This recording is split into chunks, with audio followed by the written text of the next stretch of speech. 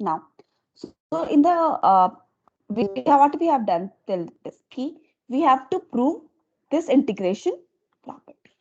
So for this normal condition हमने लिया कि yt is equal to xt convoluted to ut, and if we differentiate this dyt dt, and as per the differentiation property, ये तो convolution है, तो we have to apply the convolution differentiation property of convolution. So as per the differentiation property of convolution, what is this? कि अगर हम किसी function का convolution कर रहे हैं तो यहाँ पे आपका xt convoluted to dht dt भी लिख सकते हैं, या फिर second thing dxt dt convoluted to ht. That means हम कुछ भी, दोनों में से कोई भी ले सकते हैं. तो फर्स्ट वन हम लेते हैं xt कन्वोल्यूटेड टू dut, हमने ये ले लिया. अब xt this one. अब any one of you please tell me what will the convolution of the unit function का convolution. हाँ, impulse now.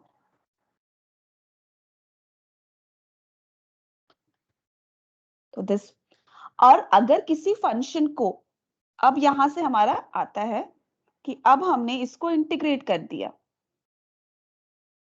From the limit -∞ to t d. अब हमने एक डमी ले लिया,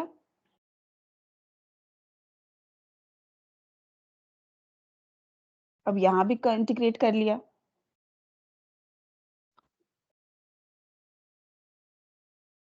कन्वोल्यूटेड टू डेल्टा. अब ये बताइए, इनका कन्वोल्यूशन आपको पता है? xt convoluted to del t. What will be the xt convoluted to del t? xt x tau. Yeah. X tau. Yes, x tau. Here it is written x tau. So there will be again x tau. So what we are getting is this integration property is proved now.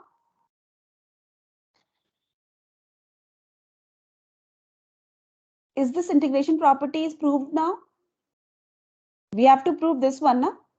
xt convoluted to yt ut is equal to x tau deta, or xt convoluted to ut is our yt here. So what thing we have used here कि अगर किसी function को first differentiate करते हैं, then उसी function को फिर हम इंटीग्रेट करते हैं, तो we will again receive the same function. Any doubt in this? Ma'am केवल यूनिट स्टेप सिग्नल के लिए एप्लीकेबल है क्या? जैसे आपने वहां पे ut से केवल कैलकुलेट किया है. This is applicable only for the unit step function. Ma'am एक बार स्क्रीन ऊपर स्क्रॉल कर दीजिए.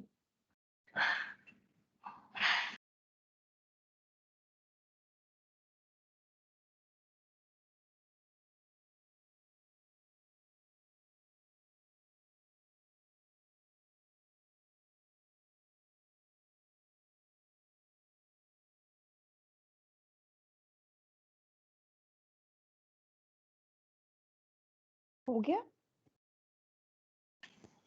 मैम यस बेटा. नहीं, हम लोग यहाँ -∞ से t तक ही क्यों मतलब इंटीग्रेट कर रहे हैं? मतलब -∞ से +∞ तक भी तो जा सकते थे. यस, आप कोई भी फंक्शन ले लो, यहाँ पे इंटीग्रेशन का एक लिमिट हमने डिसाइड कर दिया कि लिमिटेड है. अगर आप देखोगे -∞ से अगर हम इंफिनिटी तक को लेते हैं, दैट मीन्स कि वो आपका अनलिमिटेड हो जाती है. हमने यहाँ लिमिट प्रोवाइड कर दी कि आपका जो भी रेंज है, विद इन रेंज की बात हम कर रहे हैं. ठीक है? अगर हम -∞ टू इंफिनिटी करेंगे, that means we are not providing the particular finite range to something. Infinite range हो जाएगा, but here we are just providing the finite range. ये फाइनाइट रेंज के लिए एप्लीकेबल है. -∞ का एक मतलब फाइनाइट वैल्यू लेके चलते तो हाँ, फाइनाइट वैल्यू भी ले सकते हो आप. You can take t1 any finite value. Okay ma'am, ठीक. अब इसके एक दो एग्जांपल्स कर लेते हैं, क्योंकि ये सब प्रॉपर्टीज आपको ना डायरेक्ट आंसर्स लिखने के लिए काम आते हैं. फॉर एग्जाम्पल आपका है, इसको कन्वोल्यूट करना है. बताएंगे कन्वोल्यूट करके आंसर क्या होगा? Do the convolution and find out.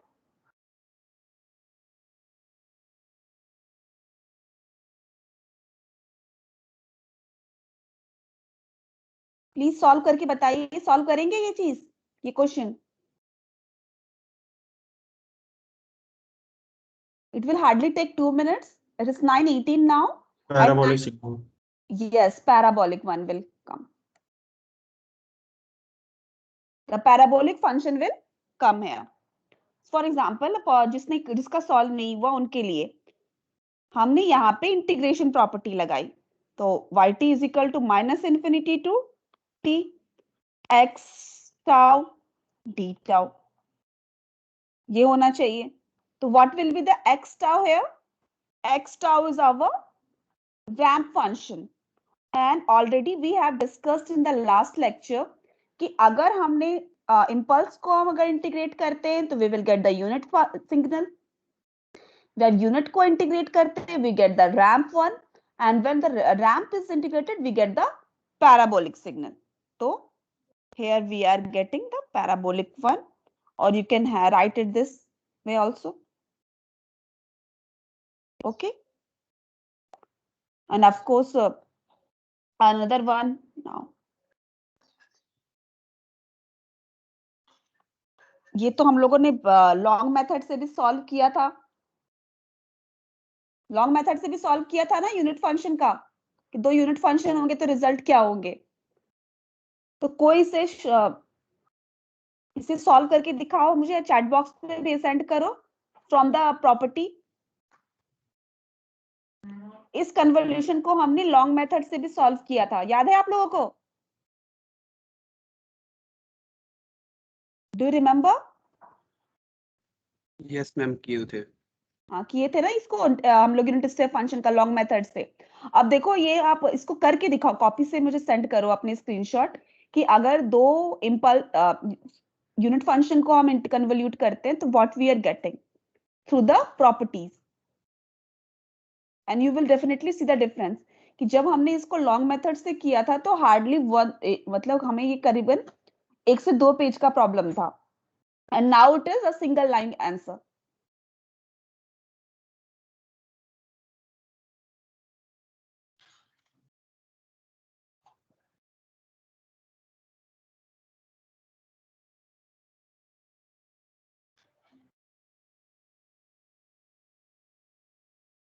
Any one of you are sending the answer or telling me the answer?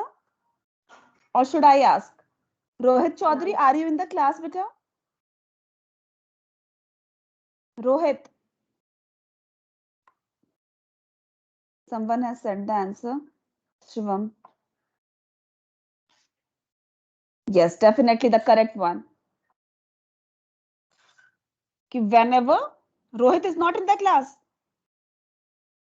Minus infinity से t आपका यहाँ पे x tau तो आपका u tau ही है d, and when we integrate the unit signal we get the ramp. तो ये छोटे छोटे से कहें आपको, अगर आप ऑब्जेक्टिव क्वेश्चंस आप किसी कॉम्पिटिटिव लेवल का सॉल्व करोगे तो उसमें आपको और क्वेश्चंस इसमें मिलेंगे. Now the seventh property, that is the time delay.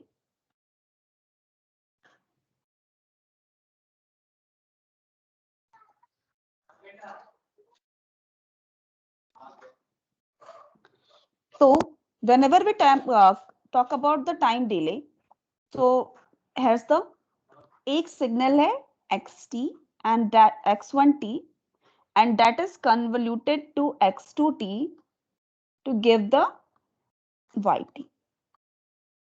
And when we are providing a delay of t1 to this,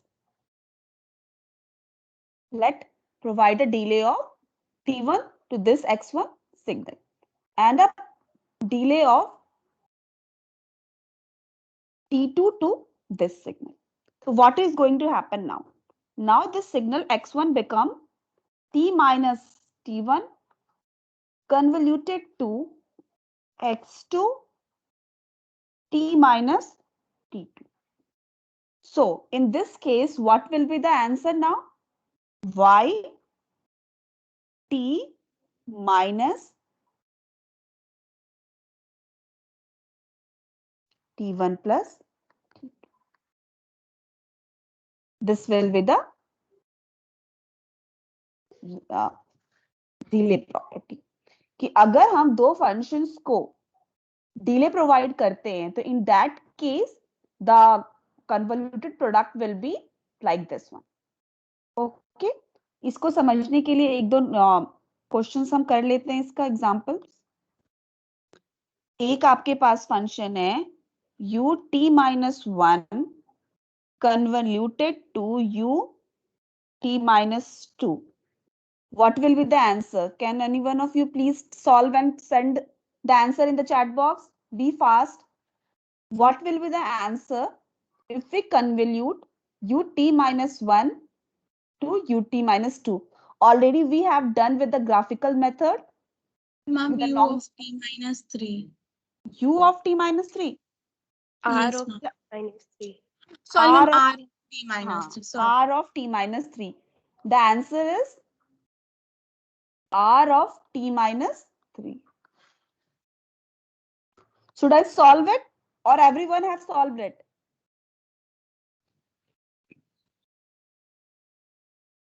मैं इसे सॉल्व करूं कि आपका सॉल्व हो गया? I am asking everyone. हो गया ना? हो गया. ओके, द नेक्स्ट वन एक और करके देख लीजिए. इससे ना आप लोग जो कॉम्पिटिटिव एग्जामिनेशन के ऑब्जेक्टिव टाइप क्वेश्चंस होते हैं ना, या फिर आपके टेक्स्ट बुक के पीछे भी बहुत सारे टेक्स्ट बुक्स में पीछे भी लिखे रहते हैं, उसको सॉल्व करके देखिए. Are you able to solve it by the properties method? क्योंकि प्रॉपर्टीज वहीं पर एप्लीकेबल है ज्यादा.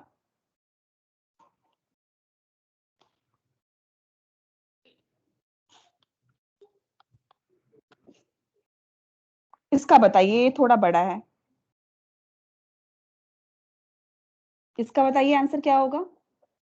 और कोई आंसर इसके शेयर भी कर देना चैट बॉक्स पे, कि जिनका सॉल्व नहीं होगा वो कर देख लेंगे वहां से, या फिर मैं कर दूंगी अगर आप लोग बोलोगे तो. Solve it and send the answer in the chat box.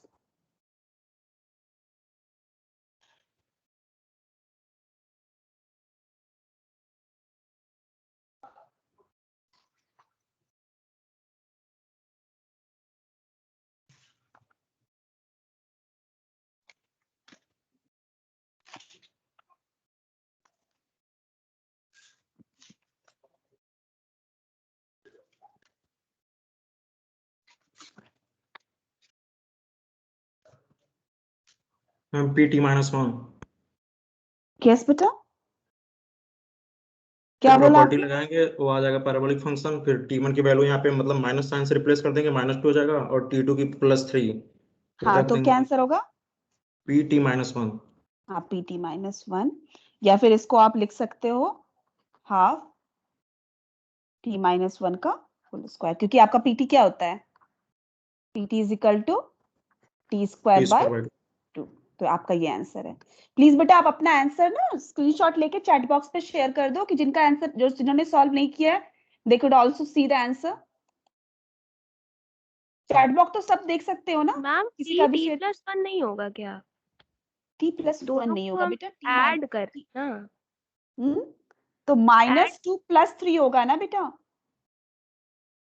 This is +2 here, तो दिस विल बिकम -2. ओके. देखो यहाँ पे हमने t माइनस माइनस है ना दोनों में, but here we are saying it is +2, तो दिस विल बी बिकम -2 +3. यहाँ पे होगा -2 +3, the answer will be t minus. Okay ma'am, आ गया. आ गया ना?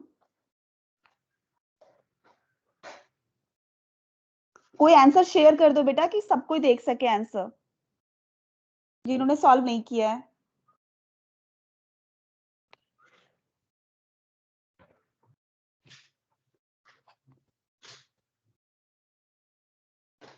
Any one of you?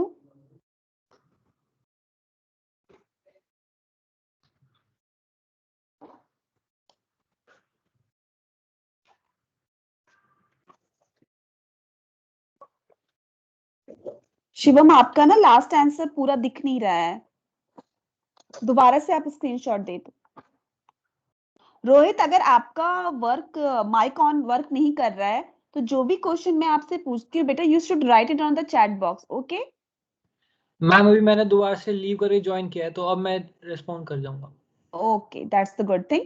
But in case किसी बच्चे का अगर नहीं कर रहा है माइक वर्क, तो दे शुड आंसर द, जो भी क्वेश्चन आपसे पूछा जा रहा है आप उसे चैट बॉक्स में आंसर कर सकते हैं। Okay, now comes the next property, that is a time scaling property.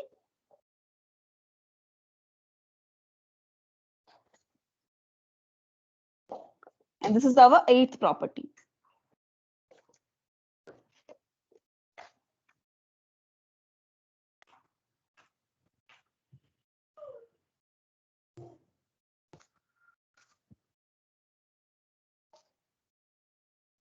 Time scaling property कहता है कि आपके पास again we have a two signal x1t and the second one is the x2t and we are conjugating it to get the signal yt.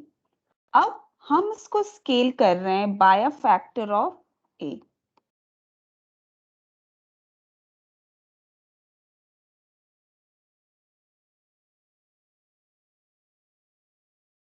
अब इसको हम scale कर रहे हैं by a factor of b.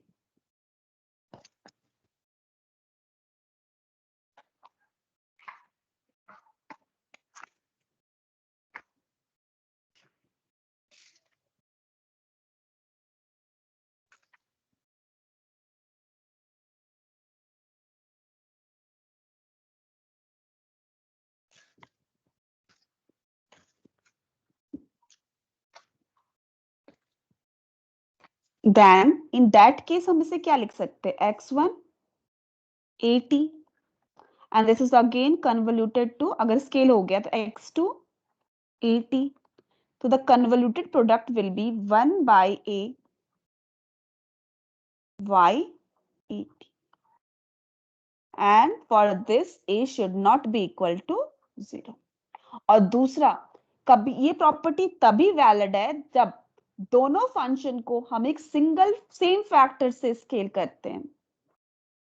अगर हम अलग अलग फैक्टर से स्केल करते हैं तो हमारा रिजल्ट सही नहीं आएगा। ओके, ये बात आपको ध्यान रखना है कि this is applicable only when a is not equal to 0 और ये दोनों फंक्शन सेम फैक्टर से स्केल हो। अलग अलग फैक्टर से स्केल होंगे तो this property is not valid. Then इस क्वेश्चन से पैर करने से पहले हम सारे प्रॉपर्टीज एक बार डिस्कस एक कर लेते हैं। इसका एक एग्जांपल, आपका एक फंक्शन है t square plus t and it is convoluted to t and you are getting yt। ठीक है, तो अगर इसको हम स्केल कर दे बाय अ फैक्टर ऑफ 3 तो this will become what, 9t square plus 3t convoluted to 3t। तो इस केस में आपका आंसर जो होगा 1/3 y। ये आपको ध्यान दे, इसमें थोड़ा समझना पड़ेगा क्योंकि डायरेक्टली अगर आपके पास इसका ऑलरेडी कन्वोल्यूटेड है रिजल्ट, बट अगर ये फंक्शन आपको दिख रहा है तो तुरंत हमें ये अंदाजा नहीं होता है कि ये स्केल्ड हुआ है। तो ये थोड़ा सा डिफिकल्ट पार्ट है इसमें प्रॉपर्टी में लगाना, क्योंकि बाकी सारे प्रॉपर्टीज इंटीग्रेशन वगैरह तो बहुत इजीली लग जाते हैं। स्केलिंग की प्रॉपर्टीज को यूज कर पाना प्रैक्टिस से आता है, ऐसे नहीं आप हो पाएगा। ठीक है मैम, अगर स्केलिंग डिफरेंट टर्म से करे तो आंसर क्या होगा? नहीं मतलब नहीं, स्केलिंग डिफरेंट टर्म से नहीं होगा। वही मैंने यहाँ बोला ना कि स्केलिंग ये प्रॉपर्टी तभी वैलिड है जब a is not equal to 0 और दूसरा हम सेम फैक्टर से करें। अदरवाइज स्केलिंग जब होती है तो क्या चेंजेस आते हैं आपको पता है, ऑलरेडी हमने लॉग ग्राफिकल मेथड से सॉल्व किया हुआ है ना। प्रॉपर्टी की वैलिडिटी तभी है जब ये सेम फैक्टर से स्केल होते हैं। दैट्स व्हाई अब मैं ये कंडीशंस आपकी बता रही हूँ इसमें कि सेम होना चाहिए, ये प्रॉपर्टी तभी वैलिड है। बेटा कोई चीज मेथड का जब शॉर्टकट होता है ना तो शॉर्टकट के रेस्ट्रिक्शंस होते हैं। जो ओरिजिनल मेथड्स होते हैं उसके रिस्ट्रिक्शंस नहीं होते, वो हर तरीके से आप सॉल्व कर सकते हो, बट शॉर्टकट मेथड के रिस्ट्रिक्शंस होते हैं. Now comes the 9th property and this is the area property. तो एरिया प्रॉपर्टी कहता है क्या, बेसिकली इसमें आपको ये है बस कि एक फंक्शन है x1t और दूसरा फंक्शन है x2t and you are getting the yt. तो इसमें क्या होगा कि a1 इसका एरिया अगर आप मल्टीप्लाई करोगे इसके सेकंड फंक्शन के एरिया से, क्योंकि हम ग्राफिकली रिप्रेजेंट करते हैं, तो जो कन्वोल्यूटेड रिजल्ट आता है उसका एरिया इन दोनों एरिया का मल्टीप्लाइड प्रोडक्ट होता है. इसका हम एग्जांपल एक देख सकते हैं. For example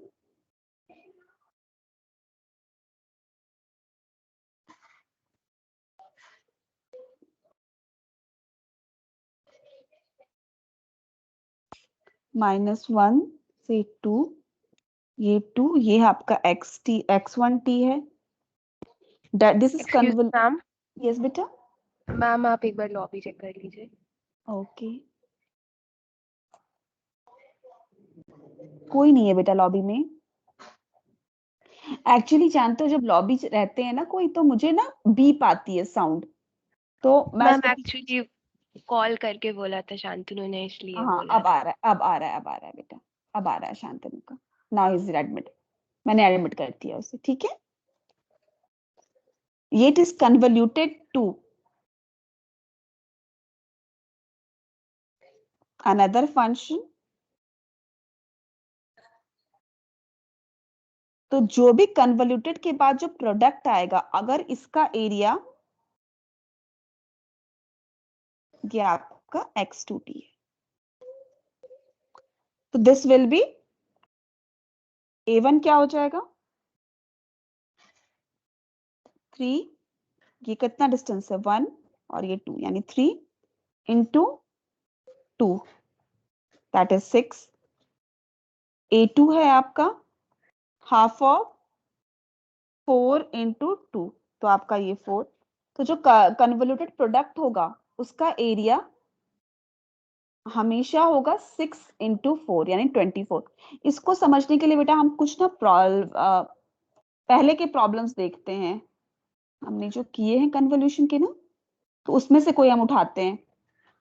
let's see.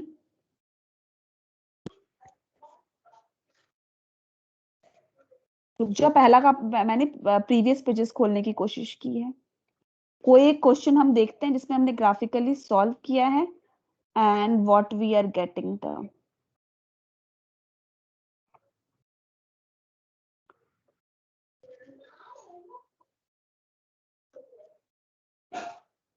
पूरा फाइनल प्रोडक्ट. हाँ देखो ये क्वेश्चन दिख रहा है आपको.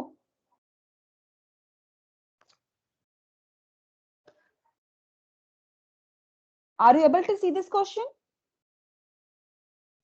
Yes ma'am. हाँ, तो ये आपका फाइनल प्रोडक्ट आया था, याद होगा आपको. तो ये yt में आप रखो, दिस इज आवर yt ना,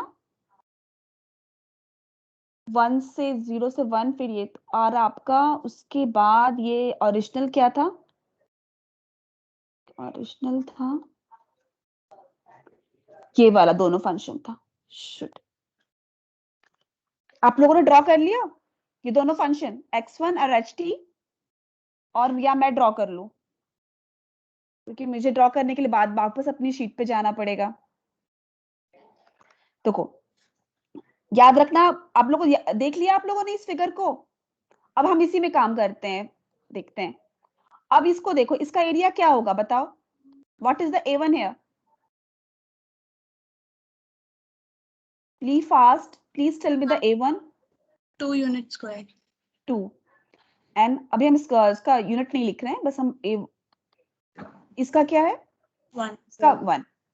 अब इसको प्रोडक्ट लोगे तो क्या होगा 2. This will be the only 2. अब हम देखते हैं कि ये जो हमारा रिजल्ट आया है इसका प्रोडक्ट सेम आता है कि नहीं आता है. ठीक है। फर्स्ट अब हम इसका एरिया देख रहे हैं, तो व्हाट विल द एरिया है, तो यहां से यहां तक this will behave as a triangle, तो फर्स्ट में half into 1 into 1, is it okay?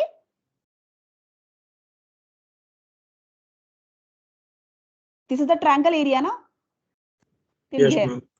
हाँ, अब इसके बाद यहां तक ये रेक्टेंगल के फॉर्म में है, तो we have a what is 1 into 1, square का फॉर्म है ना, 1 into 1 ही होगा ना। Yes, ma'am. Then half into, this is what, 1 into 1, so what we are getting 0.5 plus 1 plus 0.5, what will be the total? 2. So we can see यहां हमने क्या लिखा था, area is 2, that is area property can be is valid है area property now, दोनों 2 आ रहा है ना। Yes, ma'am.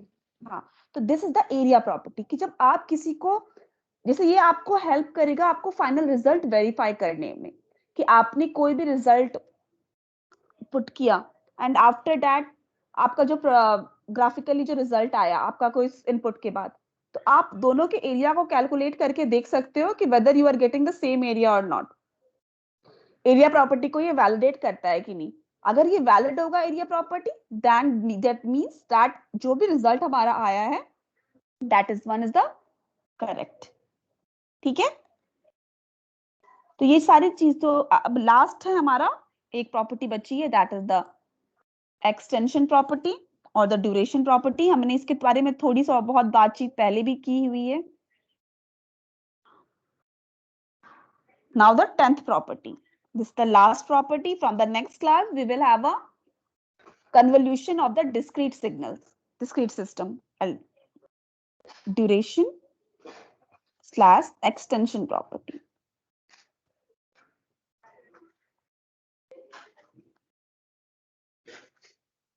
तो ये कहता है कि अगर x1t है कोई सिग्नल और उसकी रेंज है t1 से t2 तक, और कोई सिग्नल x2t है और उसकी रेंज है t3 से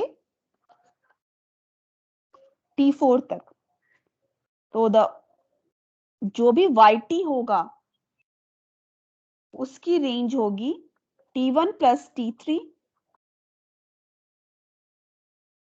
से t2 प्लस t4। ठीक है, और ये आप डायरेक्टली यूज भी कर सकते हो, आपको टाइम नहीं लगेगा रेंज डिसाइड करने में, किसी भी कन्वोल्यूशन सिग्नल्स में कन्वोल्यूशन जब करोगे आप तो आपको रेंज डिसाइड करने में टाइम नहीं लगेगा। You can directly apply this property to find out the range कि कहां से कहां तक हमें yt का लेना है। कोई भी हमारे पास सिग्नल है xt, हम जब ड्रॉ करते थे तो हमें देखना पड़ता था ना कि कहां से जब हम पहले ड्रॉ कर रहे थे तो हमें देखना पड़ता था कि yt की रेंज कहां से कहां तक हमें लेनी पड़ेगी, t less than 0, t greater than 0 या फिर 1 2 जिस फॉर्मेट में भी आ रही है, तो हम कहां से कहां तक लेंगे ये हमें देखना पड़ता था। But now by using the property of extension and duration you can directly have the range. Understood till now? Any doubt to anyone till this?